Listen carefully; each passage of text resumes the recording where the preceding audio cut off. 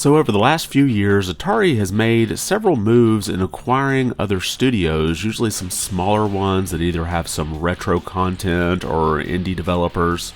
Well, today we have the announcement of another studio that Atari is looking to acquire. Hey everyone, welcome back to the channel. So over the last few years, Atari has acquired several different studios. We had the announcement in March of 2023 that they were going to acquire Nightdive Studios, which seemed to fit in with Atari because they brought back some classic games like System Shock, Quake, and Doom 64 and brought them to modern platforms. And then later that year in October, we had the announcement that Atari was going to acquire Digital Eclipse. Now, Digital Eclipse has done a lot of these anniversary collections like the Atari 50, Mega Man Legacy Collection, and TMNT the Cowabunga Collection. So again, that kind of fits in with Atari's retro theme here.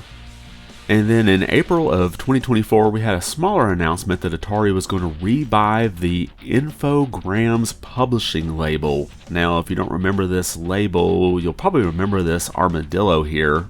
And this label was known for publishing games like Hogs of War, Heart of Darkness, and the more well-known Alone in the Dark. And then shortly after that, in May of 2024, Atari acquired the rights to Intellivision's brand and over 200 titles. Now, that was a pretty big deal when the announcement was made because they were big rivals back in the 80s.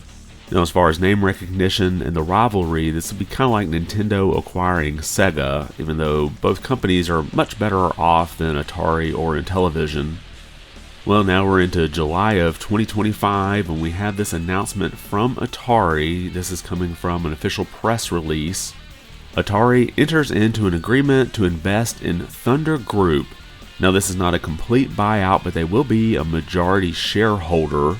As reported in the press release, they will acquire around 82% of the outstanding shares, which they will be paying approximately 4.5 million euros, which is worth about 5.1 million US dollars. Now, this is not a done deal just yet. There will have to be a vote around August 28th from the shareholders to accept this. But since Thunderful's board of directors voted unanimously to proceed, I don't think there's a chance of this falling through. And another reason why I don't think this will fall through is that Thunderful has been in a bit of a financial pinch here recently. Just to give a little backstory, they are known as the publisher for Islanders, Lost in Random, Vampire's Fall, and probably what I recognized more was the SteamWorld series. And the recently released SteamWorld Heist 2 reportedly fell short of sales expectations. And then it was also announced in January of last year that Thunderful Group would lay off 20% of its staff. So it sounds like being acquired, or I guess partly acquired by Atari, seems to be a good financial move for them.